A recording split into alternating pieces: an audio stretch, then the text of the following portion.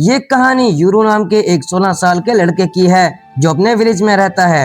एक ऐसा विलेज जो आज की मॉडर्न दुनिया से बिल्कुल अलग है और जिनको टेक्नोलॉजी के बारे में कुछ भी नहीं पता। बिना किसी देरी के कहानी को शुरू करते हैं। कहानी की शुरुआत में हम देखते हैं कि एक महिला अपने बच्चे को जन्म दे रही होती है, लेकिन एक बूढ़ी औरत उसको रोकने और बर्दाश्त करने को कहती है ताकि बच्चे मिडनाइट के बाद पैदा हों, तभी वो डीमंस को कंट्रोल कर पाएंगे। इस बूढ़ी औरत का नाम दादी यामाहा होता है। अब हम देखते हैं कि एक आदमी परेशान बैठा है। असल में ये आदमी और कोई नहीं बल्कि यूरू के फादर हैं। यूरू के फादर सोचते हैं कि आखिर दिन और रात को अलग करने वाले जुड़वा बच्चे इनके घर ही क्यों पैदा हुए। अब हम 16 साल बाद का एक सीन देखते हैं जहां यूरू तीर कमान से एक तीतर का शिकार करता है। यूरू को आसमान में एरोप्लेन का स्मोक नजर आता है। यूरू सोचता है कि ये कोई ड्रैगन है क्योंकि उसको टेक्नोलॉजी के बारे में तो कुछ पता ही नहीं। यूरू अब अपने घोड़े पर विलेज वापस आता है। विलेज की एंट्रेंस पे उसको दांजी मिलता है जो यूरू का दोस्त है। दांजी यूरू से कहता है कि भाई तू आज फिर से अकेला चला गया, सोच अगर तुझे कुछ हो गया तो तू किसी से मदद भी नहीं ले पाएगा। यूरू दांजी से कहता है कि मुझे लेफ्ट और राइट पर यकीन है, वो मेरी रक्षा करेंगे। असल में गांव के लोग लेफ्ट और राइट स्टैचूज को अपना देवता मानते हैं। अब यूरू और दांजी दादी यामाहा के पास आते हैं जहां दांजी की मॉम भी होती हैं। दांजी की मॉम उसको काम के लिए बुलाती हैं, लेकिन दांजी वहां से भाग जाता है। यूरू दादी से अपनी बहन आशा के बारे में पूछता है और आशा के पास आ जाता है। आशा यूरू को देखकर खुश हो जाती है। आशा एक सेल में बंद है। गांव वालों के मुताबिक आशा में खास पावर्स हैं। उसकी सुरक्षा के लिए उसको सेल में बंद करना जरूरी है। यूरू आशा के पास बैठ जाता है और उसको बताता है कि उसने आज एक तीतर का शिकार किया और उसको और भी ज्यादा शिकार करना होगा ताकि सर्दियों में गोश्त की कमी ना हो और उसे पहाड़ से उतरकर काम ढूंढने के लिए ना जाना पड़े। यूरू आशा से कहता है कि वो उसको छोड़ के कभी नहीं जाएगा और हमेशा उसकी रक्षा करेगा। यहाँ दांजी की मॉम आ जाती हैं और यूरू को बताती हैं कि बाहर डेरा आया है। यूरू बाहर आता है और डेरा सबको कुछ न कुछ सामान और दवाइयाँ दे रहा होता है। डेरा यूरू को आशा के लिए एक बॉल देता है। अब डेरा चला जाता है। दांजी और यूरू काम कर रहे होते हैं। दांजी कहता है कि मुझे पता है पहाड़ के नीचे की दुनिया बहुत अच्छी है, तभी जो भी जाता है कभी वापस नहीं आता। तुम्हें और आशा को साथ जाना चाहिए और अगर तुम्हें डर लग रहा है तो मैं तुम्हारे साथ चल सकता हूँ। यूरू दांजी से कहता है कि अगर आशा उसके साथ रहेगी तो वो बिगड़ जाएगी, जिसके बाद वो दोनों आपस में बहस करने लगते हैं। तभी अचानक से उनको बहुत जोर से आवाज आने लगती है। वो इधर उधर देखने लगते हैं और गांव का सुरक्षा कवच भी टूट जाता है। यूरू और दांजी को हेलीकॉप्टर दिखते हैं। गांव वाले भी हेलीकॉप्टर को देखकर डर जाते हैं। जंगल में आर्मी आ जाती है जो लोगों को मारने लगती है। डेरा भी ये सब देख चुका होता है और डेरा के पीछे से भी एक सोल्जर फायरिंग करता है। यहाँ एक बंदा दादी यामाहा से पूछता है कि ये क्या चल रहा है। दादी यामाहा कहती है कि सुरक्षा कवच टूट गया है, वो लोग जरूर यूरू के लिए यहाँ आए हैं, जल्दी यूरू को ले आओ, हमें उसको छुपाना होगा। वो लोग वहाँ से यूरू को ढूंढने के लिए चले जाते हैं। गांव के बहुत से लोग मारे जा चुके हैं, जिनको देखकर दांजी परेशान हो जाता है। यूरू दांजी को उसके साथ रहने को कहता है और वो दोनों यहाँ से भागने लगते हैं। आगे उनको दो सोल्जर दिखते हैं जिनको यूरू अपने तीर कमान से मार देता है। एक बुलेट दांजी के बगल में आ लगती है, जिसको देखकर दांजी डर जाता है। यूरू और दांजी उन सोल्जर्स को किक करते हुए वहां से भाग जाते हैं। वो लेफ्ट और राइट स्टैचूज के पास आते हैं जहां दांजी की मदद से यूरू एक शॉर्टकट रास्ता खोलता है जो सीधा उनके घर तक जाता है। हम यहाँ एक लड़की को देखते हैं जिसका नाम गैबी है। वो गोबल बोलकर बहुत से लोगों के टुकड़े कर देती है। वो छोटी बच्ची से कहती है कि मैं बच्चों को नहीं मारती तो तुम डरो नहीं। तभी वो एक और आदमी के दो टुकड़े कर देती है, जिसको देखकर वो छोटी बच्ची बेहोश हो जाती है। गैबी किसी को कॉल करती है और कहती है कि वो ग्राउंड फोर्सेस भेज सकते हैं, लेकिन वहाँ से कोई जवाब नहीं आता। यहाँ डेरा ने बहुत से सोल्जर को मार रखा है। डेरा सोल्जर में से एक ही गन उठा लेता है।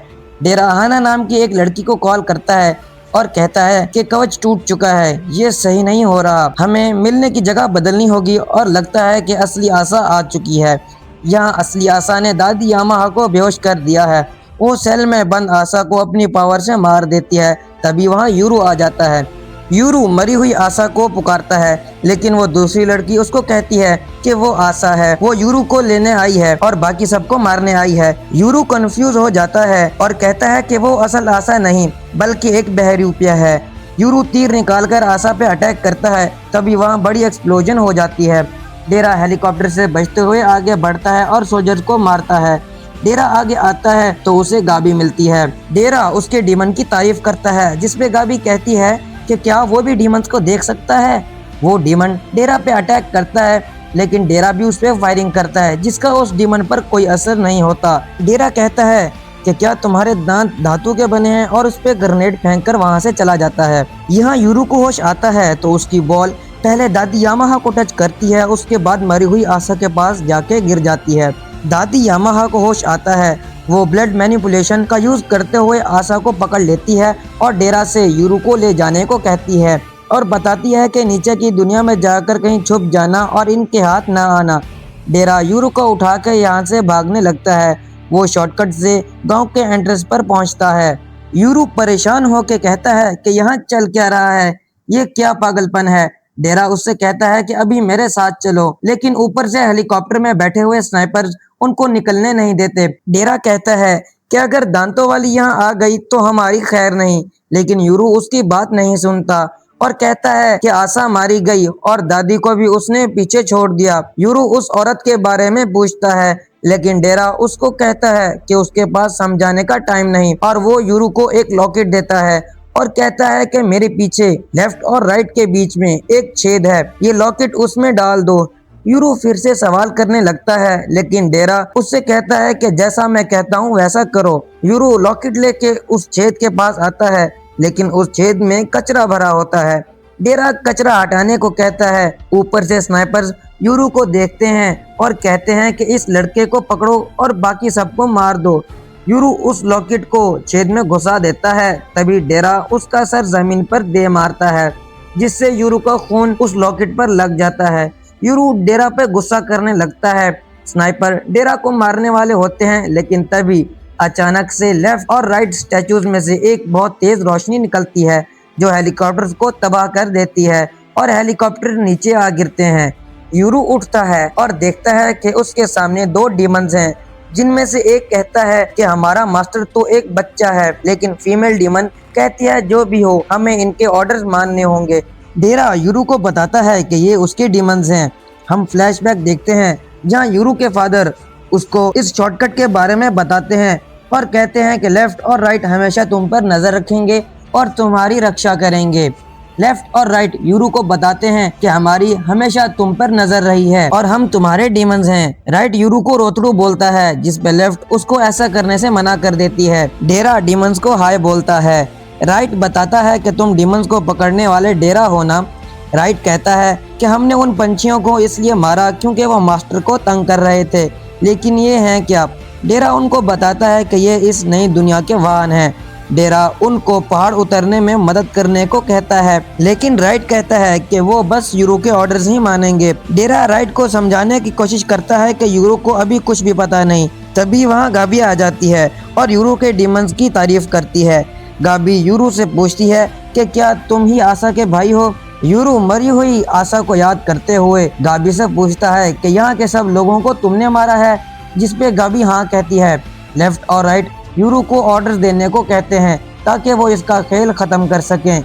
यूरू ऑर्डर्स देने से मना कर देता है और कहता है, आप इस गांव के रक्षक हैं, मैं बस आपसे दो चीजें मांग सकता हूं। पहली कि आप गांव में जिंदा बचे इंसानों को किसी सुरक्षित जगह पर पहुंचाइए, और दूसरी ये कि इस छिपकली को मैं खुद मारूंगा तो कोई भी बीच में ना आए।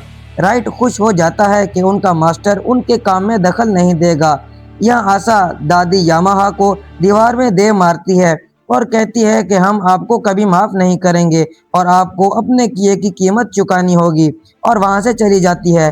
राइट गाबी की तरफ बढ़ता है, लेकिन उसके ऊपर से उड़ते हुए जाता है और गाबी को ख्याल रखने को कहता है क्योंकि उसकी पार्टनर गरम मिजाज की है। लेफ्ट गाबी के डीमन को एक लात में ही दीवार में घुसा देती है और कहती है कि मैं बस अपने मास्टर का ऑर्डर मान रही हूँ, अपनी मर्जी चला रही हूँ। यूरू तीर चला के गाबी की टांग से आर पार कर देता है। यूरू दूसरा तीर मारने वाला होता है, लेकिन गाबी का डीमन उसको लेके वहां से चला जाता है। यहाँ राइट एक बच्ची को आवाज देता है जो कि जिंदा है। वो बच्ची उठती है, लेकिन उसको राइट नजर नहीं आता। राइट अचानक से उसके सामने आके कहता है कि मैं कोई मॉन्स्टर नहीं, मैं तुम्हें बचाने आया हूँ। लेकिन राइट को देखकर वो बच्ची फिर से बेहोश हो जाती है राइट उस बच्ची को लेके बाकी बच्चों के साथ लेटा देता है और सोचता है कि बच्चे उसको देख के डर क्यों जाते हैं, बुरा लगता है भाई। राइट घर से बाहर आता है और आशा को देखता है, लेकिन आशा बिना कुछ बोले उस पर अटैक करती है। राइट उसके अटैक को अपनी एक चीख से ख़त्म कर देता है और कहता है कि पहले हेलो बोलते हैं। आशा बिना उसकी बात सुने वहाँ से चली जाती है। राइट कहता है कि आजकल के बच्चे कितने बदतमीज़ हैं। यहाँ गाबी ने अपने डीमंस की मदद से खुद को एक बड़े गेट की दूसरी साइड बंद कर लिया है, लेकिन लेफ्ट उस डीमन का मुंह खोल लेती है और यूरू गाबी पे दूसरा तीर भी चला देता है। अब आशा वहां आ जाती है और दीवार को तोड़ देती है। आशा गाबी की हेल्प करती है, लेकिन यूरू उनसे पूछता है कि तुम कौन हो। आशा बताती है कि मैं तुम्हारी बहन हूँ। यूरू मानने से इनकार कर देता है। तभी राइट आ जाता है और कहता है कि परिवार का आपस में लड़ना सही नहीं। राइट यूरू को बताता है कि इस लड़की की खून की गंध उससे मिलती है और वो इसी की बहन है। यूरू पूछता है कि अगर ये असली आशा है तो सेल में कौन था। आशा बताती है कि 10 साल पहले जब मम्मी और पापा मुझे लेके यहाँ से चले गए तो दादी और बाकी लोगों को डर था कि तुम भी भाग जाओगे, इसीलिए उन्होंने मुझ जैसा दिखने वाला एक बहरूपिया बनाया, क्योंकि तुम एक अच्छे भाई हो और तुम अपनी बहन को छोड़ के कभी नहीं जाओगे। वो बस एक बहरूपिया था तुम्हें फंसाने के लिए। डेरा यूरू को रोक लेता है और आशा को पीछे हटने को कहता है। डेरा यूरू को कहता है कि ये लोग तुम्हारे लिए आए हैं और हमें इस आशा की पावर्स के बारे में भी नहीं पता। गांव में अभी भी बहुत से लोग जिंदा हैं और तुम्हारे यहाँ रुकने से उनको नुकसान हो सकता है। यूरू मान जाता है और आशा से कहता है कि अगर तुम गांव वालों को नुकसान ना पहुंचाओ तो मैं इसको जिंदा जाने दूंगा। आशा मान जाती है और वो वहां से चले जाते हैं। आशा गाबी से कहती है कि तुम्हारी चोट ठीक करना जरूरी है, यूरू को बाद में पकड़ लेंगे। आशा खुशी से रोने लगती है क्योंकि उसका भाई जिंदा है। दादी यामाहा सुरक्षा कवच दोबारा बना देती है। यहाँ 2 टूरिस्ट बैठे होते हैं। डेरा और यूरू उनके सामने से भागते हुए हेलो कहते हैं और चले जाते हैं। भागते हुए डेरा कहता है कि अब गांव नजर नहीं आ रहा, लगता है कवच दोबारा बन चुका है। अब डेरा और यूरू हाना के पास पहुंच जाते हैं। हाना डेरा से कहती है कि तुम एक इंसान को लाने वाले थे ना, तो डीमन को क्यों साथ लाए हो। डेरा हाना से कहता है कि अभी यूरू की जान खतरे में है, पहले यहाँ से निकलते हैं, बाद में तुम्हें सब कुछ बताता हूँ। डेरा हाना को लेफ्ट और राइट से इंट्रोड्यूस करवाता है, लेकिन लेफ्ट और राइट तो कार को देख रहे होते हैं। हाना यूरू को अपना इंट्रोडक्शन देती है कि वो और डेरा डीमंस को काबू करते हैं। डेरा किसी भीड़ वाली जगह पे चलने को बोलता है और यूरू को कार में बैठने को कहता है। यूरू डेरा से कहता है कि मैं इस लोहे के डिब्बे में कैसे बैठूं। डेरा उसको कार के बारे में समझाने की कोशिश करता है, लेकिन हाना कहती है कि इस डब्बे में घोड़े छुपे हुए हैं, इसीलिए ये बहुत तेज चलती है। लेफ्ट और राइट और यूरू मान जाते हैं। यहाँ आशा और गाबी किसी का वेट कर रहे होते हैं। तभी वहाँ जिन आ जाता है और गाबी से उसकी चोट के बारे में पूछता है। गाबी उसको कहती है कि खून आना बंद हो गया है मगर जख्म गहरा है। जिन यूरू के बारे में पूछता है। आशा और गाबी बताते हैं कि वो डेरा के साथ भाग गया। जिन सोचता है कि उन्होंने गलत दिन चुना, जब डीमन को पकड़ने वाला तादेरा भी वहाँ मौजूद था, उसे अपने वाला तादेरा भी साथ लाना चाहिए था। यहाँ डेरा हाना को सारी कहानी बताता है।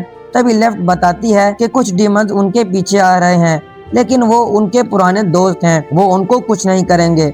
वो डीमन लेफ्ट और राइट को हेलो कहती है। लेफ्ट और राइट बताते हैं कि ये बच्चा हमारा मास्टर है, ये दिन और रात को अलग करने वाले जुड़वा बच्चों में से एक है। वो बताते हैं कि इस बात को 400 साल हो चुके हैं, नीचे की दुनिया अब बदल चुकी होगी। वो डीमन उनको बेस्ट विशेस दे के बाय कहती है और वहाँ से चली जाती है। डेरा यूरू और हाना से कहता है कि मैंने उनको पहली बार देखा और खुश हो जाता है। यूरू के पूछने पर डेरा उस पर चिल्लाता है और कहता है कि ये एक देवी है, असली देवी। मैंने कभी नहीं सोचा था कि देवी को देख पाऊंगा। हाना भी बहुत खुश हो जाती है। राइट और लेफ्ट कहते हैं कि हमारे गांव में भी लोग हमें देवता समझते हैं। यहाँ आशा और जिन गाबी को लेके जा रहे होते हैं। गाबी कहती है कि अगर आशा ना होती तो शायद वो मुझे मार देते। आशा जिन से माफी मांगती है क्योंकि उसकी वजह से यूरू भाग गया। जिन आशा से कहता है कि वो परेशान ना हो, वो बॉस को संभाल लेगा। यूरू का सफर भी शहर की तरफ जारी है। सब लोग एक जगह पहुंचते हैं जहां हाना और डेरा यूरू के लिए कुछ कपड़े और सैंडल्स ले आते हैं ताकि लोग उसे पहचान ना सकें। डेरा ने भी अपना लुक चेंज कर लिया है। यूरू ये अजीब सा खाना देखकर खुश हो जाता है। हाना उसको खाने का तरीका सिखाती है। यूरू को ये खाना बहुत अच्छा लगता है और वो खुश हो जाता है। राइट डेरा से पूछता है कि हम कहाँ हैं। डेरा बताता है कि हम इसे आराम करने की जगह कहते हैं। लेफ्ट और राइट दोनों मजे से इस जगह को देखने लगते हैं। डेरा लेफ्ट और राइट से पूछता है कि क्या वो अंदर जाके देखना चाहते हैं। लेफ्ट और राइट मना कर देते हैं और डेरा से कहते हैं कि तुम और हाना जाके कुछ खा आओ, हम यूरू का ख्याल रखेंगे। अब हाना और डेरा खाना खा रहे होते हैं। हाना खाना खिलाने के लिए थैंक्स बोलती है और डेरा से पूछती है कि अब वो क्या करेगा, क्या वो यूरू को लेके अपने घर जाएगा। डेरा कहता है कि वो ऐसा नहीं कर सकता क्योंकि उसके घर के पास रहने वाले लोग उसकी असल पहचान जानते हैं। डेरा कहता है कि हमें लोगों की नजर से बचने के लिए यूरू के मम्मी पापा बनने की एक्टिंग करनी होगी। हाना बहुत गुस्सा होती है लेकिन डेरा उसको बड़ी मुश्किल से मना लेता है और कहता है कि हम कहानी बनाएंगे कि यूरू मेरा बेटा है और मेरी वाइफ के मरने के बाद मैंने तुमसे शादी कर ली। ऐसे लोग हमारे बारे में बातें भी नहीं बनाएंगे। यूरू गाड़ी से बाहर आता है और लेफ्ट राइट से माफी मांगता है क्योंकि वो सारा खाना खुद खा गया। लेफ्ट यूरू से कहती है कि हमारी फिक्र ना करो, हम वैसे भी इंसानों वाला खाना नहीं खाते। यूरू उनको सर राइट और मैडम लेफ्ट का नाम देता है जो राइट को अच्छे लगते हैं। यूरू लेफ्ट और राइट को सब कुछ बताने को कहता है जो कुछ वो यूरू और उसकी बहन के बारे में जानते हैं। राइट बताता है कि हम हिगाशी गांव के एंट्रेंस पे 400 साल से बैठे हैं, हमें बस आने और जाने वाले लोगों का पता है। गांव के अंदर क्या चलता है हमें कुछ पता नहीं। हमने लोगों से सुना कि गांव में दिन और रात को अलग करने वाले जुड़वा बच्चे पैदा हुए हैं। फिर हमने कुछ सालों बाद तुम्हें देखा, हमें लगा कि दूसरा बच्चा बीमार होने की वजह से चल बसा, लेकिन फिर हमने 10 साल बाद तुम्हारे मम्मी पापा को एक बच्ची को लेके गांव छोड़ते हुए देखा। उस बच्ची के खून की गंध तुम्हारे जैसी थी, वो तुम्हारी बहन आशा थी।